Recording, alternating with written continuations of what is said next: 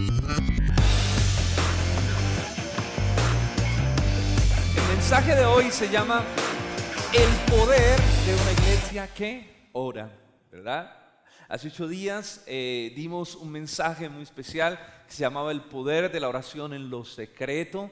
Si usted no se la ha escuchado, lo invito a que la escuchen en el canal de YouTube, y a los que nos ven en YouTube, por acá yo dejaré el link para que puedan escuchar esa predicación antes de escuchar esta. El poder de una iglesia que ora. Estamos hablando de que Dios nos está llevando a construir nuestra propia planta de calefacción, ¿verdad?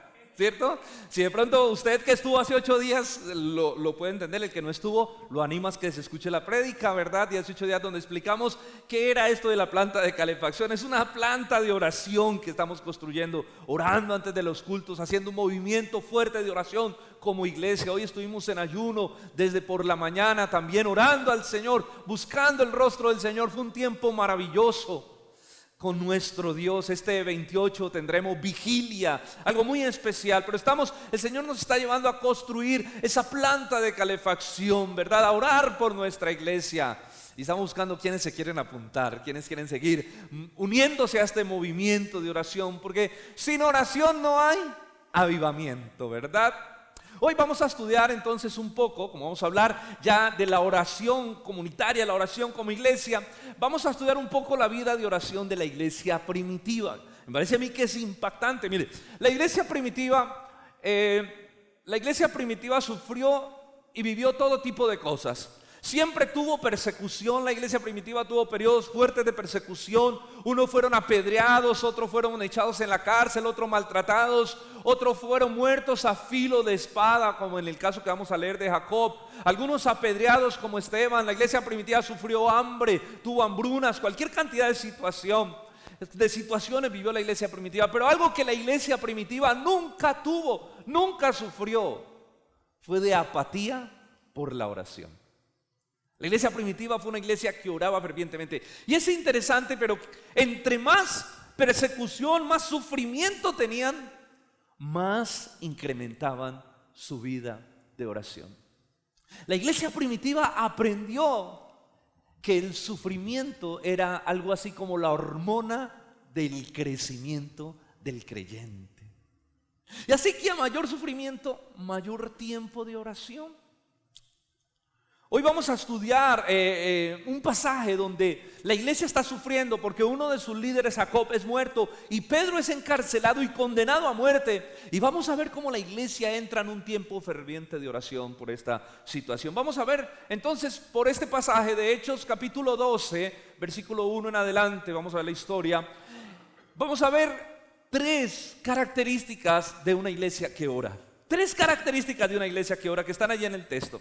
Y quiero iniciar con esta. La primera característica que yo veo aquí en el texto, en esta historia tan maravillosa, es que una iglesia que ora es una iglesia que intensifica su oración en medio de la aflicción. Una iglesia que ha aprendido lo que es la oración, una iglesia que se ha convertido en una iglesia de oración, es una iglesia que en medio de la aflicción incrementa, intensifica su oración. La iglesia está pasando momentos terribles, como lo conté ahorita. Y vamos a leer, por favor, Hechos 12 del 1 al 3, lo que está sucediendo. En aquel mismo tiempo, el rey Herodes echó mano a algunos de la iglesia para maltratarles y mató a espada a Jacob, hermano de Juan. Escuche esto, el discípulo amado, a Jacob, hermano de Juan. Y viendo que esto había agradado a los judíos, qué político este tipo, procedió también a prender a Pedro. Era entonces el día de los panes sin levadura. La iglesia está experimentando una terrible persecución, pero ahora la iglesia viene de experimentar, también está viviendo un tremendo crecimiento. Recuerden que por la predicación del evangelio, cuando Pedro predica, se convierte en 5,000, se convierte en 3,000, las multitudes están llegando, sacerdotes están obedeciendo a la fe. Saulo de Tarso se acaba de convertir. La iglesia está experimentando un tiempo poderoso, la gente está llegando al Señor, la iglesia está avanzando, el evangelio está avanzando, la iglesia crece, la iglesia tiene un poderoso avivamiento. Vienen del tiempo del día de Pentecostés, todo esto ha sucedido, pero la iglesia entra ahora en un proceso difícil de persecución. A causa de lo que la iglesia está viviendo, la iglesia se visualiza y el mismo gobierno empieza a perseguir la iglesia, empieza a perseguir a esos que alborotaban el pueblo.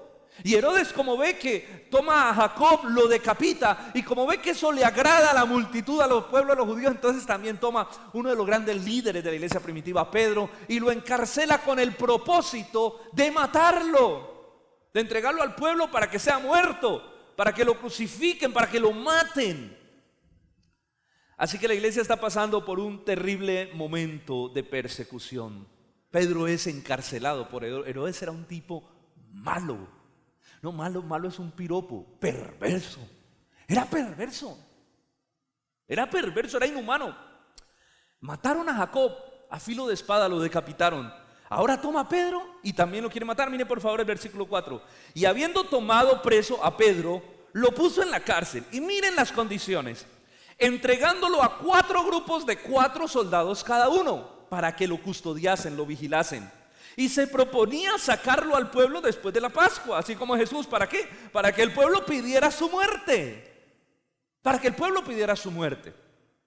Lo pone bajo custodia. Y es interesante porque Pedro era como una figura tan representativa dentro de la iglesia primitiva, que él lo pone bajo custodia de 4 grupos de soldados de 4 hombres cada uno. Es decir, habían 16 soldados encargados de custodiar a Pedro.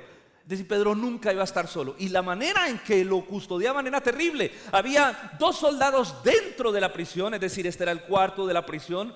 Y dentro de la prisión habían 2 soldados encadenados a Pedro, dentro de la prisión. Y fuera de la prisión, fuera de la celda, habían otros 2 haciendo guardia. ¿Quién se escapa?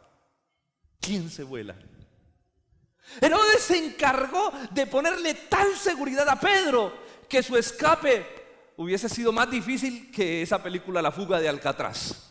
Era imposible que Pedro pudiera fugarse de ese lugar. Pero Herodes sabía que con estos cristianos pasaban cosas extrañas, y él dijo: yo me garantizo de que siempre esté custodiado y de que nadie me lo vaya a sacar de allá. El propósito era condenarlo a muerte después de la Pascua. Pedro sabía, y la iglesia sabía, que humanamente hablando, los días de Pedro estaban contados. Pedro sabía, y la iglesia sabía, que humanamente no había nada que hacer, que su muerte era inminente, que sus días estaban contados, que pronto, en unos contaditos días, iba a terminar muerto, o en una cruz, o decapitado, quién sabe de qué manera iba a morir. Pero en medio de ese panorama como tan desolador, aparece un versículo tan maravilloso en el texto, tan esperanzador. Y es el versículo 5 que dice: así que Pedro estaba custodiado en la cárcel. Ojo a esto, pero, ese pero me encanta. Pero, ese pero es, algo está pasando. Ese pero, si creemos que la Biblia, creemos que es inspirada por Dios, así literalmente versículo a versículo, ese pero tiene una inspiración divina. Dios está a punto de hacer algo. Dice: Pedro estaba custodiado en la cárcel, pero la iglesia hacía sin cesar oración por él. ¿Verdad? Ese contraste. Pedro está viviendo una situación difícil, complicada. Pedro está viviendo una situación de vida o muerte. Pedro está en la cárcel, terriblemente preso y custodiado. Pero aparece la esperanza. ¿Y cuál es la esperanza? La iglesia hacía constantemente oración sin cesar por él. Había una esperanza depositada en la oración del pueblo de Dios. Qué esperanzador este versículo. Ellos amaban a Pedro, la iglesia amaba a Pedro. La iglesia sabía la manera en que Dios estaba usando la vida de Pedro, hermano. Pedro venía de predicar y se convertían 3,000. Pedro se paraba a predicar y se convertían 5,000. La iglesia estaba experimentando un tremendo crecimiento gracias a la predicación de Pedro, porque Pedro era de todos, era uno de los más osados. Hemos visto la vida de Pedro, el carácter de Pedro. Era que cuando vio a Jesús caminar sobre las aguas, se tiró y dijo: yo quiero ir a ti. Pedro era osado. Y cuando el Espíritu Santo lo toma, usa esa osadía, ese carácter para predicar el evangelio. Entonces la iglesia sabía que estaba a punto de perder uno de sus líderes más osados, más atrevidos, que no le daba miedo ni del gobierno ni del imperio, que predicaba por encima del que le dijera que no predique más. Él decía: ¿a quién obedecemos? ¿A Dios o a los hombres? Él era osado, no se amedrentaba por nada. Perder a Pedro era perder otra vida valiosa. Era un duro golpe para la iglesia. Ya habían perdido a Esteban, que murió apedreado. Ya habían perdido a Jacob, el hermano de Juan, el discípulo amado, que murió decapitado a filo de espada, como dice el texto. Perder a Pedro sería un fuerte golpe para la congregación, para la iglesia. Por eso la iglesia, en medio del dolor, intensificaba su oración. Esta era una iglesia que intensificaba la oración. Dice el texto que la iglesia hacía oración sin cesar. Sin cesar, no sin César. Uno dice, sacaban a César. No, sin cesar. Oraban constantemente. Y a medida que el dolor se incrementaba, ellos incrementaban la oración. Y yo creo que muchos de nosotros tenemos que aprender de eso. Porque tristemente tenemos la tendencia, la iglesia moderna tiene la tendencia a que cuando viene el sufrimiento y la persecución, en lugar de orar más, deja de orar porque se deprime. Empezamos a veces a renegar, ¿verdad? Porque a mí, porque yo, si soy fiel, si mire que yo voy a la iglesia, yo canto las canciones, yo soy juicioso leyendo la Biblia, hasta doy mi diezmo, ¿por qué a mí? Pedro nunca renegó. Pedro estaba preso, a punto de morir por predicar el evangelio. Pero nosotros muchas veces dejamos de orar por culpa de la depresión, de las circunstancias difíciles. Yo siempre he dicho que el que hace eso es como el que deja, el enfermo que deja de tomar el medicamento cuando está enfermo. O sea, es que, vení, si la cura para tu enfermedad es el medicamento, si el médico te lo mandó, es porque tú te tienes que tomar juicioso tu medicamento cuando estás enfermo. Así que si dejas de orar cuando estás en la aflicción, es como dejar de tomarse el medicamento, te vas a morir, te vas a hundir. La oración es la fortaleza del creyente. Pero muchas veces dejamos de orar. ¿Por qué? Porque a veces hay una concepción equivocada en nuestra teología. A veces, hermanos, esa fe, ese positivismo de hoy en día que se muestra como fe o que se enseña como fe, de que se dice que el creyente no puede sufrir, que tú no puedes aceptar sufrimiento porque eso no viene del Señor. Ese tipo de teología es muy peligrosa y hace que muchos creyentes en medio del dolor se depriman. ¿Por qué estoy viviendo esto? ¿Y por qué a mí? ¿Por qué yo? En lugar de intensificar su oración, ese pensamiento los lleva a la depresión. O muchas veces somos arrogantes. Queremos que Dios haga como nosotros queremos que haga. Y cuando Dios no responde como nosotros queremos que Él responda, nos deprimimos. ¿No sabe que la iglesia primitiva no era así? Miren, la iglesia oró. Tomaron a Jacob y tomaron a Pedro. Y la iglesia oró tanto por Pedro como por Jacob, ¿verdad? La iglesia oraba por ellos. Pero Dios es soberano. A Pedro, Dios hizo un milagro y lo liberó de la cárcel. Pero a Jacob no.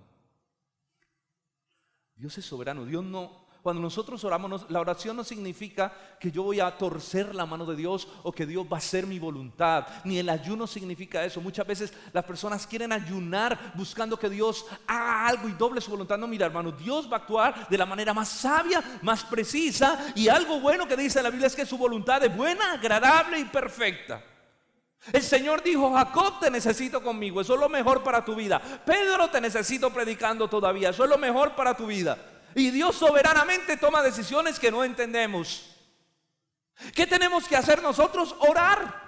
Orar, clamar, sea cual sea la situación, ir al Señor, no desanimarnos en medio del dolor, incrementar la oración. Necesitamos entender que la oración es la fortaleza del creyente en los momentos de debilidad. Si Dios no te libra de ese problema, pero la oración te va a fortalecer tu fe. La oración va a fortalecerte, como Dios le dijo a Pedro: yo estoy orando para que tu fe resista y consolides a tus hermanos cuando iba a ser zarandeado por el diablo. No le dijo: yo te voy a librar, dijo: yo estoy orando por ti para que tu fe permanezca. Y la oración nos permite tener fe. La oración nos permite pasar por medio del dolor. Aunque pase por las aguas, tú estarás conmigo, y por el fuego, dice la palabra, que no te quemará, porque el Señor estará contigo. Y el Señor en medio del dolor ayudará a procesar tu corazón. El Señor actúa de acuerdo a su voluntad amorosa para con su pueblo. Hermano, en este caso la iglesia sabía que lo único que podría librar a Pedro era la intervención del poder divino. O sea, no había nada. No, mire, nada podría salvar a Pedro. Nada. La iglesia no podía rescatarlo.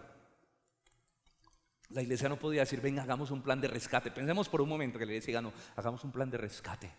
Usted Usted, mi hermano, le vamos a abrir un agujero en el techo. Usted baja así tipo Misión Imposible. Tan, tan, tan, tan, tan, tan, tan, tan, tan. Baja dentro de la celda. Cuando está adentro, se da cuenta que Pedro está encadenado a 2 soldados. Y no hay nada que hacer. Y que afuera hay otros 2 y 4 guardias. Y afuera hay una puerta de hierro. Es imposible sacar a Pedro. Tratar de rescatarlo era una misión suicida. Lo decía ahorita, eso es peor que el rescate de la fuga de Alcatraz. Es imposible sacar a Pedro de allá adentro. Herodes se encargó de poner meticulosamente y precisamente la guardia y la custodia de Pedro para que no se le fuera a escapar. La iglesia sabía que era una misión suicida, por lo tanto entendían que solo el poder divino podría librarlo, si es que Dios quisiera en su voluntad hacerlo. Hermano, algo bonito de la iglesia primitiva es que era una iglesia comprometida con el sufrimiento de su gente y de sus líderes. Eso es bonito. Es decir, cuando la iglesia primitiva veía que alguien estaba sufriendo, la iglesia se reunía a orar por esa persona. La iglesia hacía oración intensa sin cesar a Dios por los miembros y los líderes de su iglesia que estaban pasando por aflicción. Ellos vivieron ese ambiente de persecución, vivieron ese ambiente de aflicción, pero también vivieron ese ambiente de familia como iglesia. De la Biblia, tanto que cuando alguien tenía necesidad buscaban y repartían entre ellos para que esa persona pudiera salir de su problema. Ellos vivieron ese ambiente. Era una iglesia comprometida con el sufrimiento de sus líderes y sus miembros. Hermano, la mejor manera en que tú le puedes demostrar a alguien que lo amas de verdad es orando por él. Ustedes saben que orar por alguien es una de las maneras más bonitas de decirle a alguien: yo te amo en el amor de Cristo. Tú me importas, tú me interesas, por lo tanto yo estoy orando por tu vida. Porque sacar tiempo para orar por alguien es una demostración profunda de afecto. Es muy fácil coger a alguien que está pasando necesidad. No tengo que almorzar y darle 20,000 pesos. A veces no nos duelen 20,000 pesos. De dar 20,000 pesos, igual eso me lo iba a gastar ahorita en cine, dicen algunos que tienen de pronto el recurso. Tome 20,000 y le resolviste el problema, la situación del momento. Y Dios también nos llama a bendecir, pero es más difícil decir: ¿sabes qué? Voy a dedicarme a orar toda esta semana y voy a ayunar por tu vida para que el Señor te ayude en medio de esa situación y te muestre y te enseñe por qué estás pasando por eso.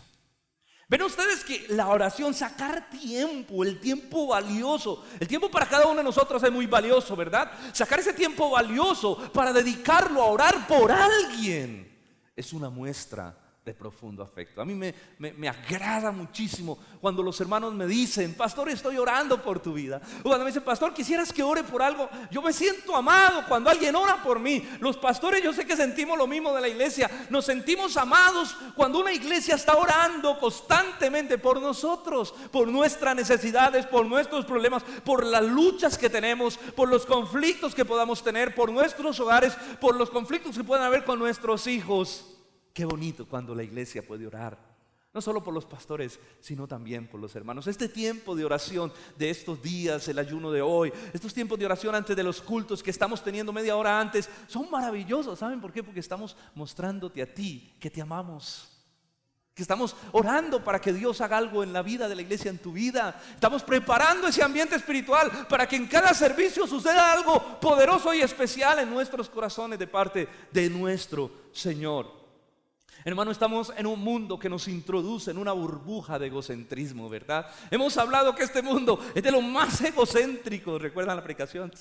Tantas cosas que hay que nos encierran en una burbuja de egocentrismo. Mis problemas, mis necesidades, mis metas, mis sueños, mi bienestar, mi placer. Y nos centramos tanto en nosotros mismos que nos olvidamos de los demás. Nos centramos tanto en nuestro bienestar o en nuestros problemas que nos olvidamos del dolor de los demás.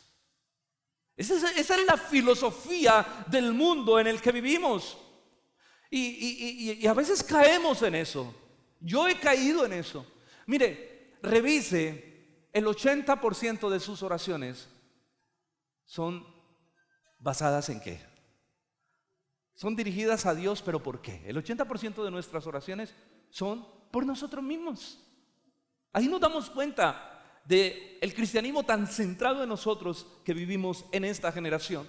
Señor, bendíceme. Señor, te presento mi problema. Señor, te presento mi familia. Señor, te presento mis hijos. Señor, y está bien, hay que orar por nosotros, pero la mayoría de nuestro tiempo, de nuestras oraciones, están centradas en nuestras necesidades, en nuestro bienestar, en nosotros mismos. En nosotros mismos, ¿verdad? ¿Cuánto tiempo dedicamos a orar por otras personas? Y esto es algo en lo que el Señor a mí me ha estado tocando profundamente. ¿Cuánto tiempo estamos dedicando a orar por otros? Por esos hermanos inconstantes, ¿verdad? Esos hermanos que aparecen de vez en cuando en la iglesia. Esos hermanos que aparecen solo el 31 de diciembre que hay lechona o comida.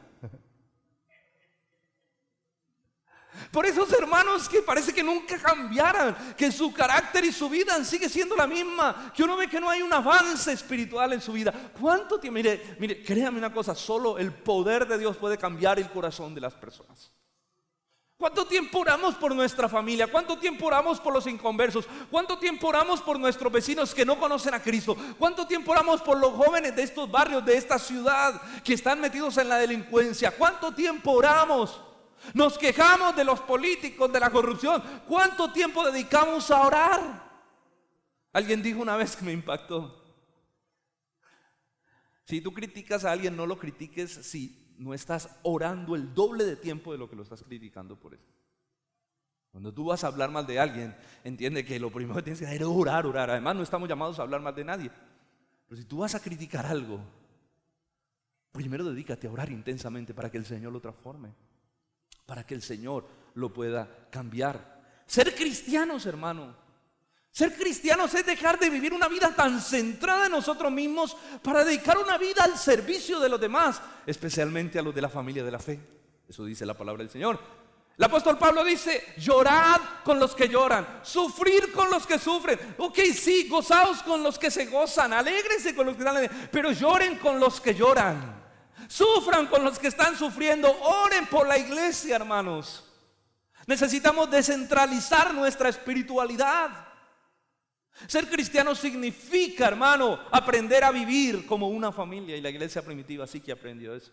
Y a veces nos cuesta, ¿verdad? Y también nos cuesta porque a veces no tuvimos una vida familiar ejemplar en nuestra casa. Tuvimos una familia desintegrada, desunida. Por allá la mamá, por allá el papá, el hermano por allá. Y hay familias que tristemente ni entre ellos se quieren. Y cuando llegamos a la iglesia nos cuesta tratar de ver la iglesia como una familia, lo que realmente es, porque la iglesia no es ni un restaurante donde vienes a comer y te vas, no es un supermercado donde compras algo, pagas y te vas. No, la iglesia es una familia donde construimos relaciones fuertes, relaciones de amistad. Necesitamos que Dios sane muchas veces nuestro corazón de las heridas que vivimos en nuestra casa para poder construir relaciones sanas dentro de la iglesia, para poder confiar, para poder contarle a otro mis necesidades, para poder contarle a otro mis luchas, para decirle a otro: ¿sabes qué? Yo te tengo confianza, quiero que ores por mí porque estoy viviendo esta y aquella situación.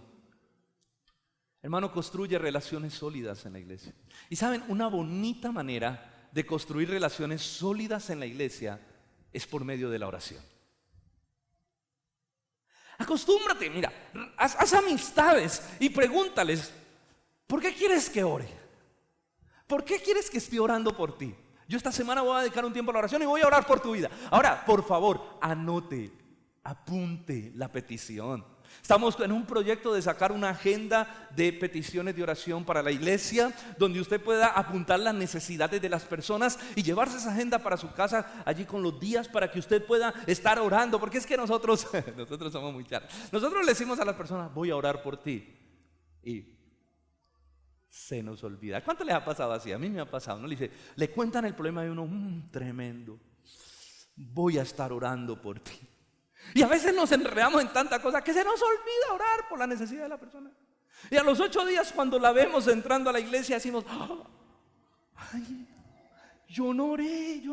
Padre, en el nombre de Jesús te presento la petición de esa persona. Tú la conoces, Señor. Ahora, Padre, recibe esa petición, haz un milagro en su vida, Padre, en el nombre de Jesús. Amén. Hermano, Dios le bendiga. ¿Cómo está? Yo he estado orando por usted. Tremendo. A veces nos comprometemos y no oramos, se nos pasa. Entonces queremos que podamos allí como tener una listica Para aquellos que estamos a veces enredados en tantas cosas y se nos olvida orar por tanta necesidad. Y a uno como pastor le llegan tantas necesidades, hermano. Uno no necesita una agenda, sino una agendísima para apuntar. Pero vamos hacia allá, vamos hacia eso. Hermano, esta era una iglesia que oraba sin cesar. Dice el texto, y la iglesia hacía oración sin cesar a Dios por él. ¿Qué significa esa palabra sin cesar? Era constantemente. No era la típica oración ahí ininterrumpida. Señor, haz algo, Padre, en el nombre de Jesús. No, era una oración.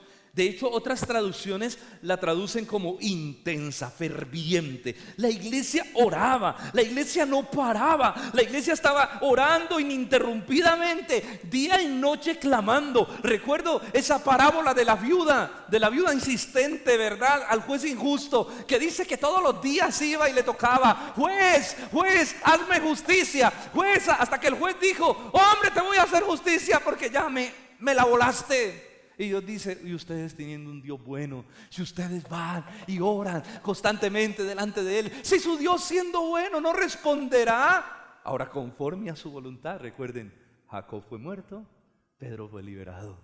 Dios es soberano. Pero una iglesia que toca constantemente las puertas del cielo, que toca constantemente el trono de Dios, es una iglesia que recibe respuestas. Y esa es la iglesia que Dios quiere ver. Una iglesia que ore sin cesar. Una iglesia que ore fervientemente, como otras traducciones lo dicen. Ese ferviente, esa palabra viene del original hervir. Ese punto de ebullición donde se empieza el agua a hervir, ¿verdad? La iglesia hervía. La iglesia estaba caliente. El fuego de Dios estaba en medio de ella hirviendo. Era una iglesia que oraba en el fuego de Dios. No eran oraciones ahí sencillitas de vez en cuando, como muchas veces hacemos nosotros. No, era una oración intensa. Era una oración que se sentía desde el corazón, que ardía desde lo más profundo de su ser. La iglesia oraba intensamente, ardientemente y sin cesar, constantemente. ¿Será que nuestra vida de oración es así? ¿Será que es intensa? ¿Será que es sin cesar? ¿Será que nuestro corazón tiene fuego, está hirviendo por la oración? O nuestras oraciones son típicas: ay, Señor, gracias por este día, bendice este día, Padre, bendice los alimentos, lo que voy a comer, bendice mi hijo, mi hija, mi familia, Señor, mi trabajo, Padre, es algo maravilloso en el nombre de Jesús, amén. Wow, qué espiritual soy. ¿Cómo soy de ferviente en la oración? ¿Cómo son nuestras oraciones, hermano? Definitivamente la iglesia primitiva era una iglesia de oración. No es de extrañar lo que sucedía en medio de ella, el poder de Dios que precedía a esa iglesia. Es impresionante, es impresionante. Y es que sin oración no hay poder de Dios que se manifieste. Tú no podrás ver el poder, no podrás decir yo no. El mismo Santiago dice: ustedes no reciben porque no oran. También dice: y cuando oran mal, para ustedes solamente centrados en ustedes, para estar en sus deleites. No reciben porque no pedís. Dios de manera soberana ha conectado la oración con sus respuestas.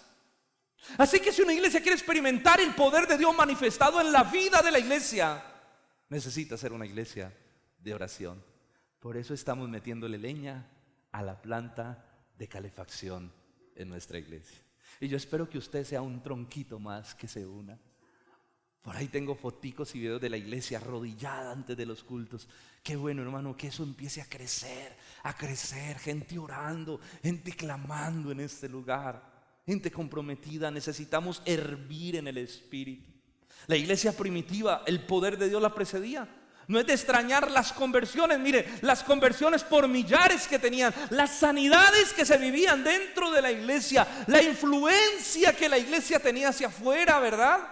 Todo lo que sucedía en medio de la iglesia, la gente lo podía ver. Eso no era resultado. Todas esas conversiones, la gente venía a escuchar el mensaje. Eso no era resultado del marketing o de la estrategia de los apóstoles, porque eran tremendos. Porque la iglesia moderna gira hacia eso hoy en día. Pero no, el resultado de la iglesia primitiva era el resultado de la oración y la fidelidad de un pueblo que amaba la palabra de Dios y era fiel a la doctrina de los apóstoles, dice. Y que día y noche oraban en el templo y en las casas y partían el pan con alegría y con sencillez de corazón. Esa era la clave del éxito, si lo podemos llamar así, pues, la fidelidad a Dios de la iglesia primitiva. Necesitamos ser como esa iglesia, amén. La segunda verdad que encuentro en el texto es que una iglesia que ora ve constantemente el poder de Dios. Una iglesia que ora ve constantemente el poder de Dios moviéndose en medio de ella. Hermano, y en este punto yo quisiera hablar un poquito de algo que me impacta cuando yo leo estudio el texto, es la fe de Pedro. Pedro era impresionante, su fe era sólida, consistente. Miren por favor el versículo 6, cuando él está preso. Justo antes de que Herodes lo fuera a sacar para entregarlo al pueblo y ser muerto, miren. Y cuando Herodes lo iba a sacar, miren que el texto es muy claro, o sea, ya Herodes lo iba a sacar, estamos hablando de la noche anterior. Aquella misma noche estaba Pedro desesperado. ¿Estaba Pedro qué? Durmiendo. Durmiendo entre dos soldados sujeto con cadenas. Es impresionante. Y los guardias, los otros estaban delante de la puerta custodiando la cárcel. Y he aquí, se presentó un ángel del Señor y una luz resplandeció en toda la cárcel. Y tocando a Pedro en el costado le despertó y le dijo: levántate pronto. Y las cadenas se le cayeron de las manos. ¿Saben que yo leyendo un poco, escuchando sobre estos presos que van a ser condenados a muerte, se dice que la mayoría o todos ellos, la noche antes de ser muertos, antes de ir a la silla eléctrica o a la sentencia, ustedes saben que hay países donde hay condena de muerte, entonces esos presos la noche antes no pueden dormir, porque su mente está alterada, todo su corazón, su vida está alterada, pensando que es la última noche que tienen de vida. Perdóneme que le pregunte esto, ¿cómo se sentiría usted si supiera que mañana fuera a ser condenado a muerte? ¿Cómo pasaría usted la noche? No es necesario preguntar eso. ¿Cómo pasa la noche usted cuando tiene un problema? Cuando usted le debe plata a alguien, no ha pagado los servicios, cuando usted no tiene al otro día para comer, cuando algo usted está viendo, ¿cómo pasa la noche? Ay, pastor, ore por mí, pastor, ¿qué pasó? No puedo dormir, pastor, ¿usted no sabe unas pastillitas que me recomiende ahí? Sí, a mí me han dicho que valeriana, eso me duerme, pero no, eso yo no sé. Ay, pastor, ¿qué aromática me tomo? Entramos en un caos, en una depresión. Pero Pedro, lo iban a matar. Y dice el texto que dormía. Y dormía no como quien medio duerme, ¿no? Del cansancio que una vez medio duerme y se levanta otra vez todo asustado. No, dormía profundamente. Ahora, parece que Pedro le aprendió a Jesús. ¿Sí o no? Porque Pedro vivió lo que era en medio de la tormenta azararse. Y con los discípulos, cuando la barca estaba en medio de la tormenta, fueron: Señor, no tienes cuidado que perecemos, nos vamos a morir y usted ahí durmiendo. Y el Señor se levanta todo tranquilo y dice: hombres de poca fe, ¿por qué están así amedrentados? Pues Señor, mira la tormenta. El Señor dijo: hombres de poca fe, ¿por qué están así amedrentados? Y calmó la tormenta. Pedro aprendió. Y Pedro desde ese día yo creo que dijo: dormiré como Jesús en mis tormentas. Y estaba dormido, le aprendió al maestro. Dormido de la manera más incómoda, porque dice que estaba en medio de dos soldados. Piense por un momento, no le damos el texto tan rápido. ¿Cómo duerme uno encadenado a dos soldados? Yo no me lo imagino, o sea, yo me lo imagino ahí sentado ahí. Y cuando este se movía, pero Pedro, profundo.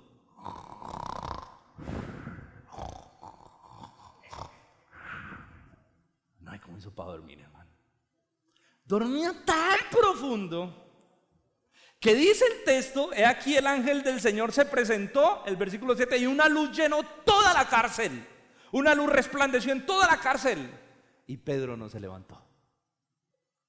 ¿Cuántos de aquí, cuando están dormidos, profundos, y su esposa se levanta porque un zancudo en la noche? ¿No? A mi esposa le pasa eso, los zancudos son terribles para ellos. Y ella se levanta, ¡pum!, prende la luz y uno, ¿qué pasó, amor? No, un zancudo, ayúdamelo a matar. Y no, ¿por qué no me dijo antes de acostarme? Busco todos los zancudos. Yo busco todos los zancudos antes de acostarme para que no me... Pero uno lo levanta un bombillo. Ahora dice que el ángel con su presencia toda la cárcel se iluminó. Es una luz radiante. Se puede decir, pastor, yo he visto un bombillo pero no un ángel. No sé, eso es maravilloso. Yo les conté a ustedes la experiencia que yo tuve, ¿verdad? Bueno, algunos no la conocen. Una vez estábamos con un amigo que fue a mi casa de la iglesia, estábamos orando y nos acostamos. Yo me acosté aquí en mi cuarto, a él le armé un cambucha ahí, se acostó, estábamos hablando de la palabra, nos pusimos a orar. Y como eso de la madrugada, ¡puf!, el cuarto se iluminó, ¡fum!, se encendió.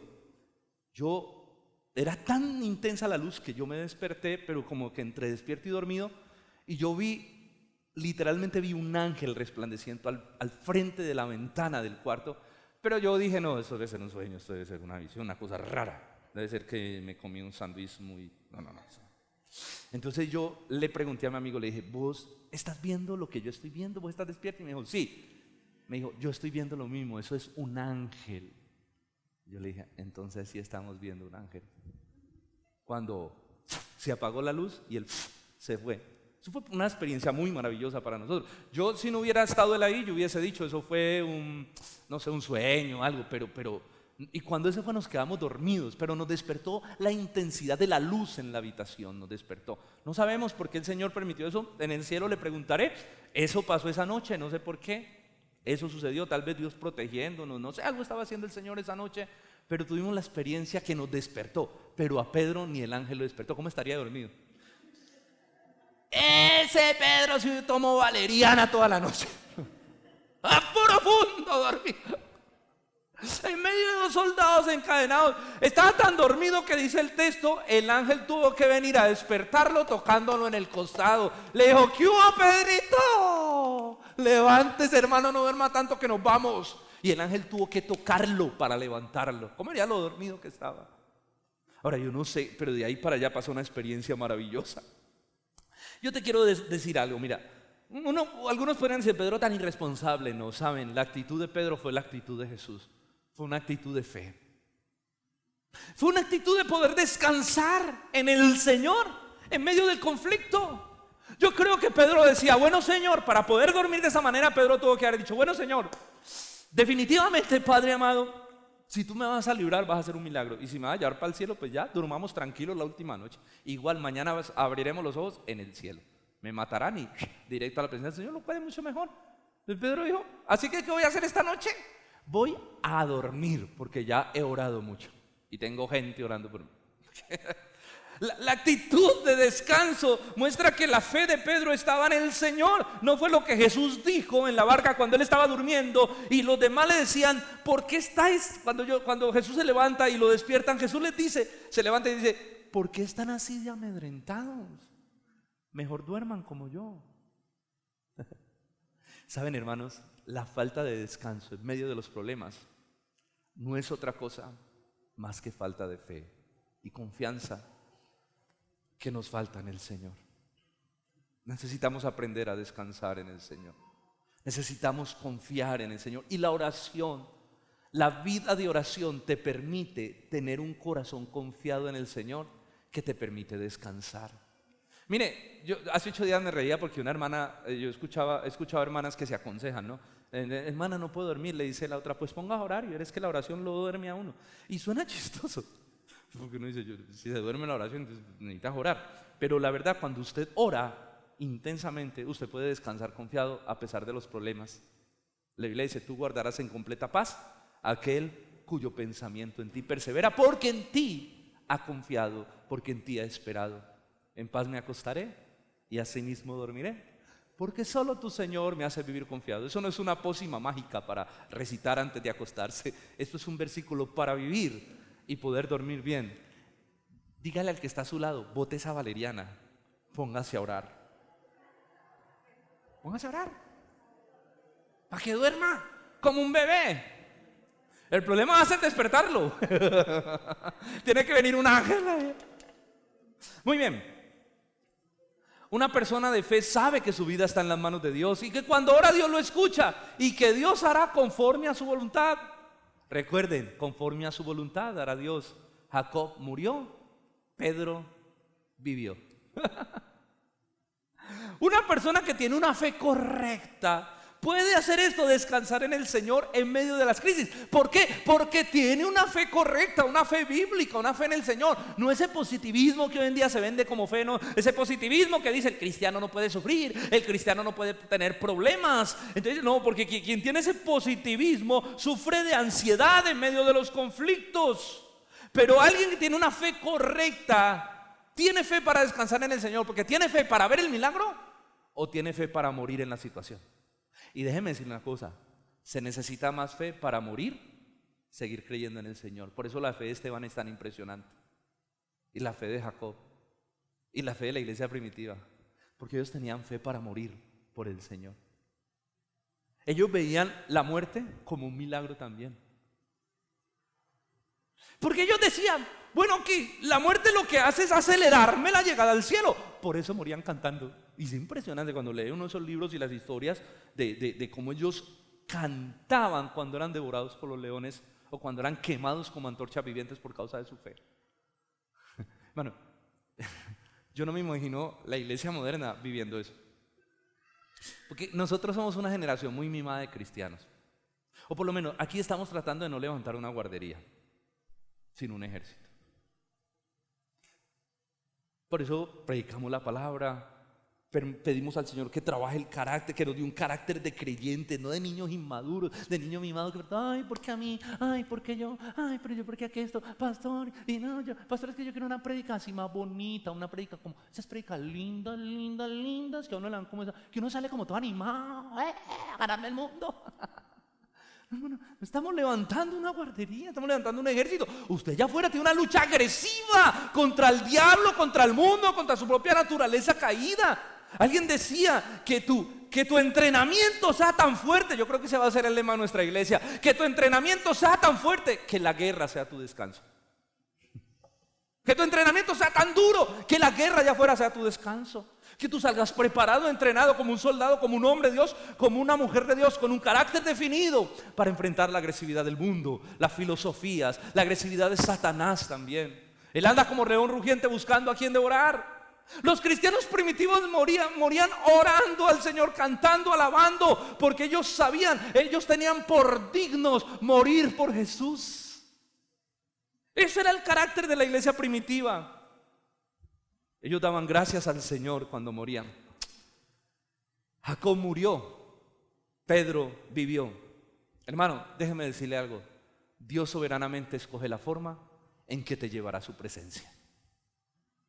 Porque yo no te puedo prometer lo que Dios, te puedo prometer que Dios te va a sacar de ese problema, porque Él es soberano. Pero sí te puedo prometer que si oras, la fortaleza y el poder de Dios estarán contigo, sea para ver un milagro o sea para pasar a la presencia del Señor. Porque hay gente que está viviendo de situaciones de vida o muerte. Hay gente que tienen un dictamen que el médico le dijo, usted le quedan 6 meses de vida. Paciente que fue donde el doctor y le dijo, doctor, ¿cuánto me queda de vida? Y el doctor le dijo, 5, 4, 3, 2. Hay gente que tiene una situación. Hay gente que tiene situaciones difíciles. Algunos Dios los va a librar. Dios le dijo a Pedro, te necesito predicando. Y a Jacob le dijo, te quiero tener ya conmigo. Cuando usted entiende lo que significa estar en la presencia del Señor. Yo sé que es duro, eso es difícil. Pero cuando usted entiende lo que es estar en la presencia del Señor, usted podría decir como Pedro, sorbida es la muerte en victoria. La muerte es la mayor victoria de un creyente, porque pasará a la eternidad con el Señor. Jacob, te necesito aquí ya, no más sufrimiento para Jacob, mándemelo. Pedro, hermano, siga predicando, siga sufriendo un poco allá, pero lo necesito allá, en el campo de batalla. Jacob, venga, descanse. Relevo. Hermano, Daniel y sus amigos cuando estaban en el foso de los leones, se lo leo, Daniel 3:17. Miren, ellos entendieron lo que era la verdadera fe. Cuando el rey dijo, el que no adore la estatua, el que no me adore, lo vamos a echar al horno de fuego. Jacob y sus amigos dijeron, no vamos a adorar, no. La gente le dijo, rey, ellos no quieren adorar la estatua. El rey vino y les dijo, versículo 17, he aquí nuestro Dios. Les dijo, ustedes no van a adorar la estatua. Ellos dijeron, no. Ellos dijeron: he aquí nuestro Dios, ¿a quién servimos? El único Dios a quien servimos puede librarnos de tu horno de fuego ardiente y de tu mano, oh rey. Uy, tremendas esas palabras, qué osados. De tu mano, oh rey, nos librará. Y si no, y si no nos libra, y si morimos en ese horno, sepas, oh rey, que no serviremos a tus dioses, ni tampoco adoraremos la estatua que has levantado. Eso es fe. Tenemos la fe para seguir adorando a nuestro Dios y sabemos que Él nos puede librar, rey. Pero también tenemos la fe para saber que si no nos libra, vamos a morir fielmente a nuestro Dios en ese horno de fuego, pero no vamos a adorar ni tu estatua ni tus dioses baratos y feos que has hecho. Qué osadía. ¿Y qué hicieron con ellos? Al horno de fuego. ¿Y qué les pasó? Nada. Se les alisó el pelo, salieron más bonitos, la piel más resplandeciente, las espinillas, todo cayó en ese horno de fuego. Salieron de pleno spa. ¿Cómo está, rey? Gracias por el horno, estaba delicioso ese jacuzzi, esa sauna, estaba preciosa esa sauna, gracias. Todos aterrados. ¿Qué dijo el rey? Adoren al rey al Dios de estos hombres. Adoren al Dios de estos hombres, que es el verdadero Dios. La fe de 3 muchachos. Job, el versículo que dicen, ni siquiera ese, hay un versículo que dicen que es el versículo de más fe, la declaración más poderosa de fe que hay en la Biblia, y fue la de Job. Job, en medio de todo su sufrimiento, Job 13:15 Job dijo: he aquí, aunque él me matare, en él esperaré. Wow, eso es fe. Le voy a decir una cosa: hay que tener más fe para aguantar confiando en Dios y adorando a Dios en el sufrimiento que para ver un milagro y salir rápidamente del problema. Hay que tener más fe. Una vez dice que un hombre se encontró con un predicador que estaba ya enfermo de cáncer, tirado en una silla de ruedas. Estaba el predicador allí y el hombre vino y le dijo así, todo arrogante, le dijo: tú sigues ahí, ¿sabes por qué? Porque te falta fe, te falta fe. Y el predicador le dijo: Señor, con todo respeto, a mí no me falta fe. Hay que tener más fe para estar aquí y seguir adorando a Dios que para estar sano y parado como está usted. Hay que tener más fe, así que yo tengo más fe. Pero esa filosofía barata que nos ha robado, esa teología moderna del positivismo que nos ha robado el placer de pensar como estos hombres, creer que Dios puede librarnos, pero si no, creer que Él está con nosotros en el horno de fuego. ¿Qué es Dios que está ahí? ¿Qué es Dios que está en medio de nosotros, que nos forma, que nos protege, que nos ayuda? Mis hermanos, ¿qué hacer cuando solo un milagro puede salvarte? ¿Cuántos han tenido una situación así? Una situación como la de Pedro, donde solo un milagro te puede sacar. ¿Qué hacer? 3 cositas. Primero, ore, ore, ore, ore, ore y ore. Fervientemente, intensamente. Segundo, busque gente que lo acompañe en la oración, comparta su necesidad con otros, con la iglesia, para que la iglesia esté orando fervientemente por usted. Y tercero, descanse, porque usted no tiene nada que hacer. Porque quien por mucho que se afane podrá añadir a su estatura 1 centímetro. Si tú te afanas y te desesperas, vas a añadir otro problema, una enfermedad más a tu situación. Ora, busca a otros que oren por ti y duerme. Descansa en el Señor. Sigue el ejemplo de Jesús, sigue el ejemplo de Pedro. En este caso, Dios obró un milagro tan poderoso que al mismo Pedro le costó trabajo creerlo. Miren, esta historia es maravillosa. Miren por favor la historia. Versículo 8, sigamos con la historia. Vino el ángel y le dijo: cíñete y átate las sandalias. Y lo hizo así y le dijo: envuélvete en tu manto. O sea, porque Pedro estaba como, ¿no? como allí como solamente pues como con poca ropa, pues no estaba todo vestido, iban a salir. Él le dice: cíñete las sandalias, organízate, envuélvete en tu manto y sígueme, le dice el ángel. Y saliendo Pedro le seguía, pero no sabía que era verdad lo que hacía el ángel. sino que Pedro pensaba que estaba viendo una visión como las otras que había tenido. Y habiendo pasado la primera y la segunda guardia, llegaron a la puerta de hierro. Venga, ¿a la puerta de qué? De hierro. ¿Cómo suena una puerta de hierro cuando la abre? Era de noche. No suena. No, suena. Una puerta de hierro. Yo creo que Pedro dijo, no, este milagro va muy bueno, pero yo creo que hasta aquí llegamos, la puerta de hierro. No, mire lo que dice el texto. Llegaron a la puerta de hierro que daba a la ciudad, la cual se abrió por sí misma, y salidos pasaron una calle, y luego el ángel se apartó. Qué tremendo, ¿no? El ángel viene, lo despierta, le dice, cíñete tu ropa que nos vamos. Pedro todo dormido, no sabía que era una visión, las cadenas se le caen. Yo me pregunto, ¿y los guardias?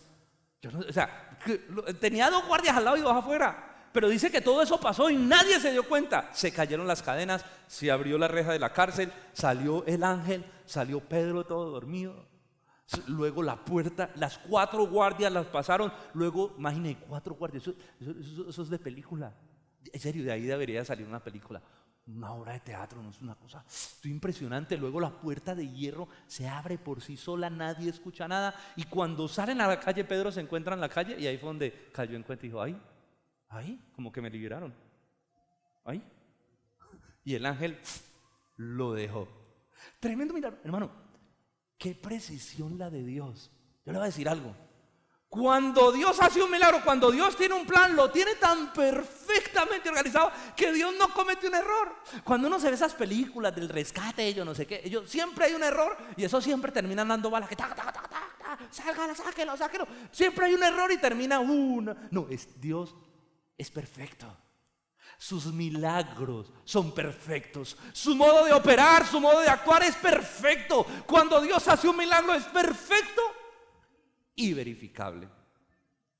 ¿Y por qué digo esto?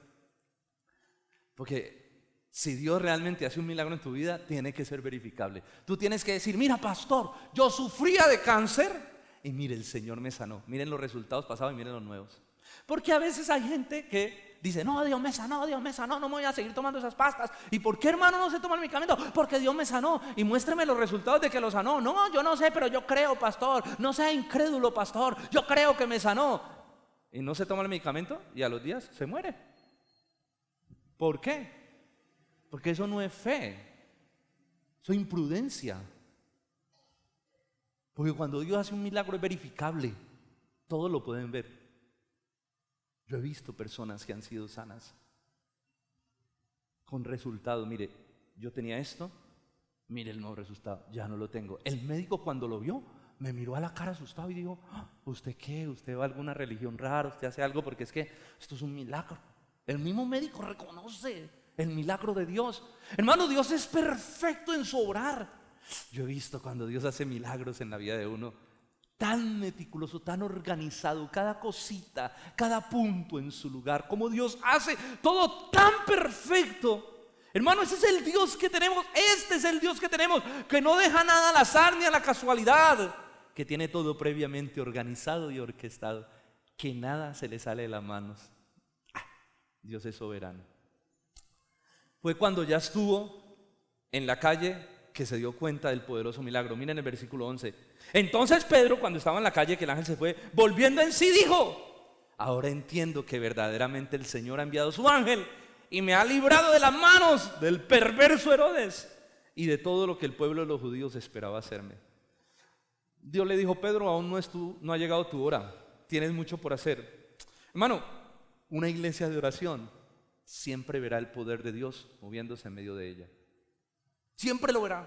Sin necesidad de hacer show, ¿no? Sin necesidad de exaltar al hombre. Porque hay muchos, usted que tiene cáncer, venga aquí, venga. Ahora, y a veces exaltamos, ¿no? El hombre, mostramos, yo tengo el poder, yo tengo la unción, Dios me usa poderosamente. Y uno ve, ¿no? Los hombres buscando fama. No, sin necesidad de todo ese cuento, de todo ese show. Cuando una iglesia experimenta el poder de Dios en medio de la adoración, en medio de la oración, en medio de la palabra, empiezan a ocurrir milagros, sanidades. El poder de Dios se está manifestando sin exaltar a ningún hombre. Entre más lejos estemos nosotros, entre más metiditos quietos detrás del púlpito, mejor que no nos vean a nosotros, que lo vean a Él, que sea Dios obrando, sin ningún espectáculo, ningún show. Usted que está allá, venga. No, Dios y su poder obrando en el corazón de la gente.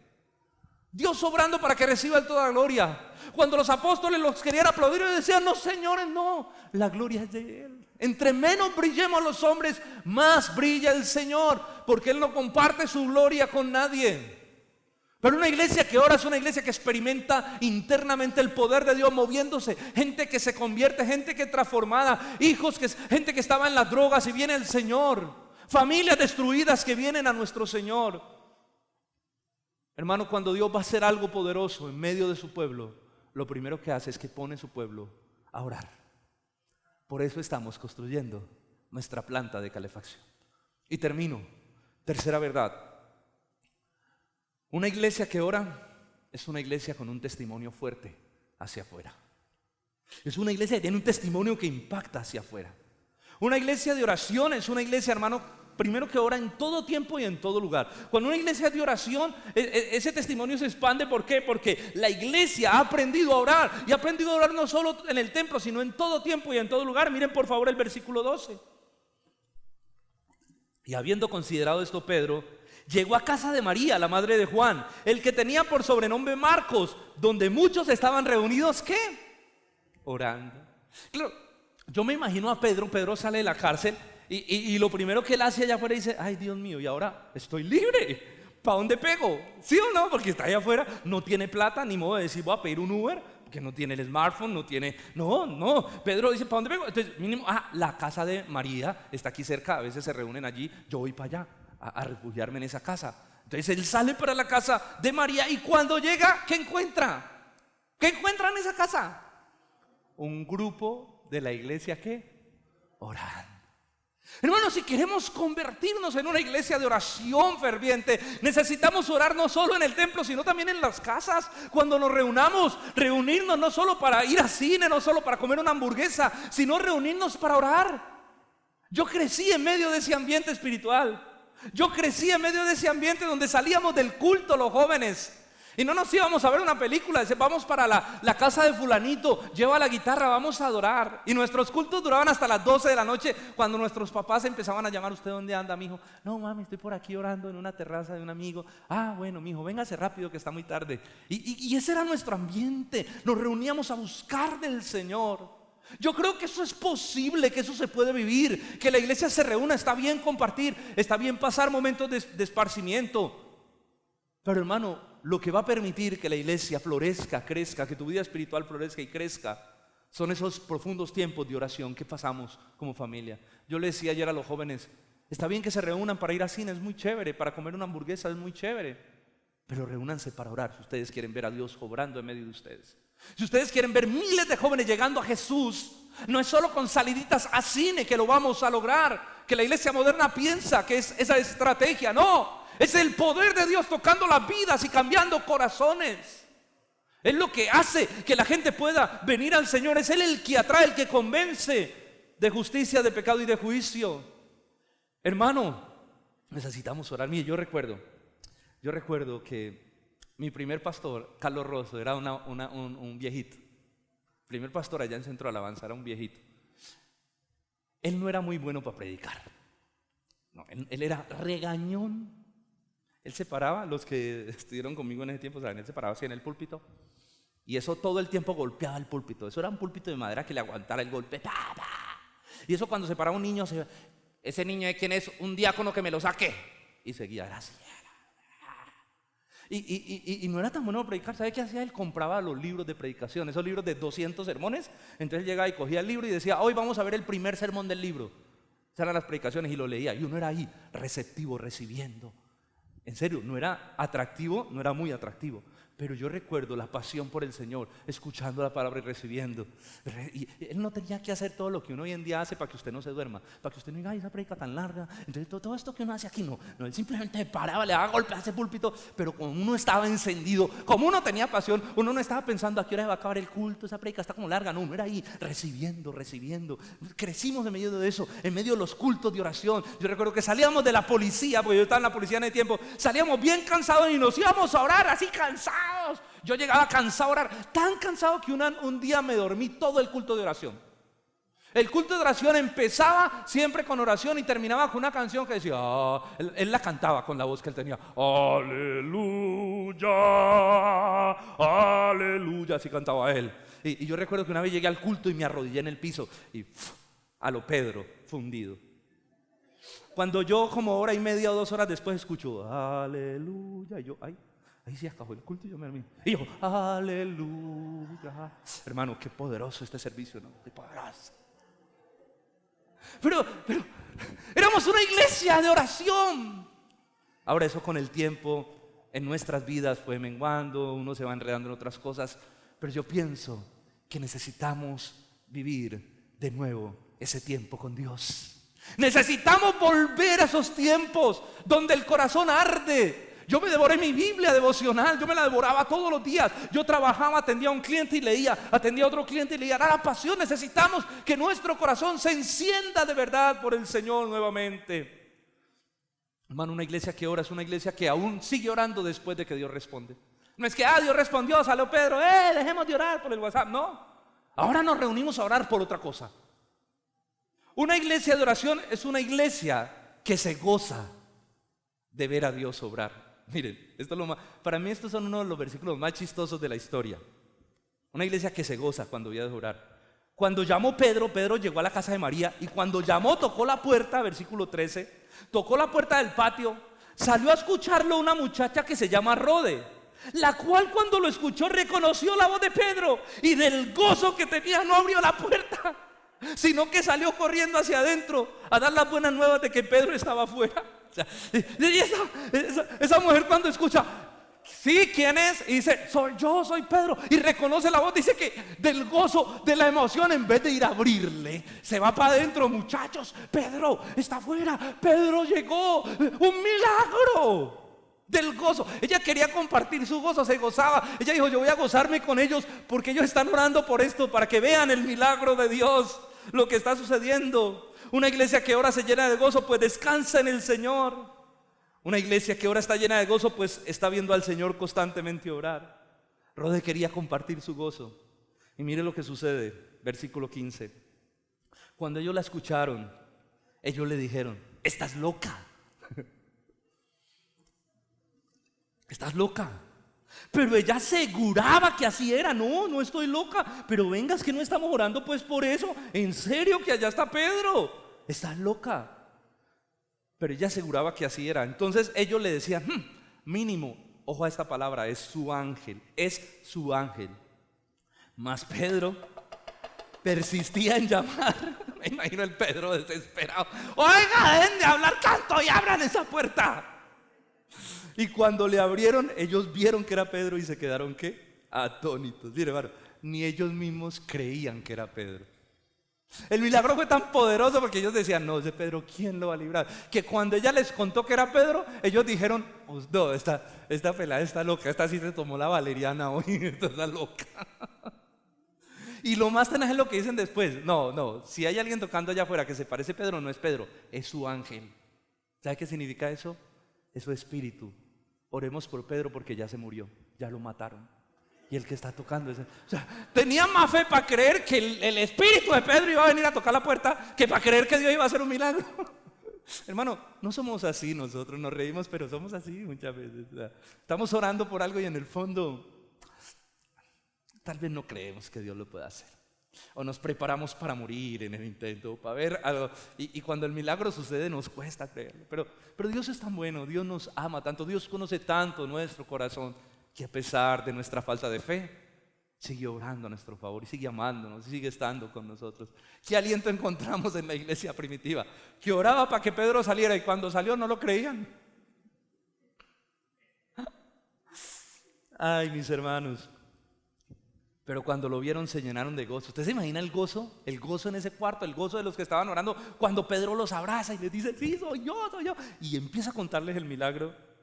Porque una iglesia que ora es una iglesia que testifica. Y ya voy terminando. Versículo 17. Pero él, haciéndoles señal con la mano, porque estaban todos alborotados, espero. Y él, que de pronto me están siguiendo. haciéndole señal con la mano que se callaran, les contó todo lo que el Señor había hecho y cómo lo había sacado de la cárcel. Y les dijo: hagan saber esto a Jacob y a los otros hermanos. Y salió y se fue a otro lugar. Él se fue a otro lugar porque no quería poner en problemas y demás que lo iban a buscar. Ahí es donde algunos católicos romanos dicen que él se fue a Roma y que empezó su papado, pero realmente eso no fue así. Ya incluso historiadores católicos han demostrado que eso no fue así. Pero ¿qué dijo él? Le contó todo lo que el Señor había hecho, la manera tan milagrosa, tan de película como Dios lo había sacado, y le dijo: cuenten esto a Jacob, pues no el difunto porque ya había muerto, al otro Jacob y a los hermanos. Díganles que sigan predicando, que sigan anunciando el evangelio, que aunque lo metan preso, el Señor va a hacer algo poderoso. Díganles que sigan predicando con denuedo, porque es que nuestro testimonio alienta a otros. Nuestro testimonio, nuestra fe de lo que hemos vivido puede alentar a otros que están pasando por una situación similar. Una iglesia que ora es una iglesia que ve el poder de Dios obrando y tiene testimonios para contar. Y tiene testimonios para contar a otros, hermanos. Y escúcheme, esos testimonios se van a propagar rápidamente, no solo dentro de la iglesia, sino fuera de la iglesia. Porque cuando el poder de Dios se mueve en una iglesia, afuera se dan cuenta. Afuera dicen: allá está pasando algo. Allá, mire, usted ve ese borracho. Ese es borracho. Ese man era un borracho. Era un drogadicto. Pero desde que está yendo allá, mírelo con su Biblia, mírelo con sus hijos, con su familia. No volvió a tomar, el Señor lo libró. Algo está pasando. Miren ese. Era un travesti, era un gay, pero desde que está yendo allá a ese lugar, miren cómo el Señor lo ha transformado. Miren ese cómo le pegaba a su esposa, a esa familia que tenía tan destruida, que tenía 4 o 5 mozas en el barrio. Mírenlo, fiel a su esposa y su casa. La gente lo va a notar, la gente lo va a ver. Eso pasó con la iglesia primitiva. Le decían los trastornamundos. Esos que trastornan el mundo, decían, han venido hasta acá, dice Hechos. Cosas pasaban. Miren lo que pasó. Hechos 12, vamos a leer último versículo 18 y 19. ¿Qué pasó entonces con los guardias? Mire el alboroto que hubo por causa del milagro. Luego que fue de día, hubo no poco alboroto, o sea, podríamos decir, hubo mucho alboroto entre los soldados sobre qué había sido de Pedro. ¿Vos te imaginas? ¿Vos te imaginas el otro día la conversación de los soldados? Cuando ellos ven que Pedro no está en las cadenas, no está, ¿qué fue? ¿Cómo lo sacaron de aquí? Hubo un alboroto entre ellos porque ellos sabían que su vida estaba en juego. Y mire lo que pasa luego. Mas Herodes, habiendo buscado a Pedro sin hallarle, después de interrogar a los guardias, ordenó que los llevaran a muerte. Los mató a todos. Después Herodes descendió de Judea a Cesarea y se quedó allí. Tremendo, como tenía la historia triste, ¿verdad? Ahora yo espero que muchos de esos soldados, de ver el milagro y de la predicación, porque Pedro predicó allí, lo más normal, ellos predicaban así como Pablo a los guardias, se hayan convertido, hayan creído en Cristo y que después de esa muerte hayan abierto sus ojos en el cielo. Hermano, Dios usa los milagros, Dios usa ese testimonio público de la iglesia, no para salvar, porque el testimonio de uno no salva a nadie, ¿saben? Lo que salva es el evangelio, pero el testimonio atrae a la gente, a la iglesia, para que escuche la predicación del evangelio que los puede salvar y que los puede transformar. Conclusión. Recuerda entonces, hermano, que hay una gran promesa, que nuestra oración privada, dijo Jesús, el que ora en lo secreto, lo recompensaré en público. Recuerda que hay una gran promesa, y es que una iglesia que ora, que aprende a orar en lo privado, tendrá un impacto en lo público, hermano. Mire, una iglesia que no ora es una iglesia que pronto desaparecerá, como Éfeso. Dice el Señor, en Apocalipsis, quitaré tu candelabro porque tengo contra ti que has perdido tu primer amor, has perdido tu pasión, tu fuego. Y Éfeso desapareció. Una iglesia que no ora y no es fiel a la palabra desaparece en el tiempo. Pero una iglesia que ora, es ferviente en el Señor y que es fiel a la palabra, permanecerá de generación en generación. En esa iglesia no solo tú serás bendecido, en esa iglesia tus hijos serán bendecidos, tus hijos experimentarán un avivamiento, tus nietos experimentarán un avivamiento, porque es una iglesia que se mantiene de generación en generación. Que Dios permita que esta iglesia sea una iglesia de influencia por su gracia, por su misericordia, no solo para esta generación, sino para muchas generaciones subsiguientes. Que Dios permita, hermano, que nuestra planta de calefacción siga ardiendo en medio de nosotros. Necesitamos reunir no solo 15 o 20, sino cientos de personas orando al Señor, clamando como iglesia. Una iglesia que sea reconocida, porque es una iglesia no solo que es fiel a la palabra y que tiene buena teología, sino que es una iglesia de oración, apasionada por Dios, enamorada del Señor. Que así nos conozcan, no para nuestro ego, sino para dejar un legado en esta generación de creyentes. Necesitamos, hermano, entender que Jesús murió en la iglesia para que seamos una iglesia de oración. Que Jesús construyó un pueblo para que sea un pueblo de oración. Que Él abrió el velo, Él rompió el velo. Ahora tenemos acceso, entrada al lugar santísimo para orar, para entrar a la presencia del Señor y allí hallar el deleite que hay en su presencia. Recuerden, porque en su presencia hay plenitud de gozo, delicias a su diestra para siempre. Una iglesia que ora es una iglesia que se aprende a deleitar en el banquete que Dios ha preparado para sus hijos, porque Dios nos ama. No hay nada más placentero que estar en su presencia.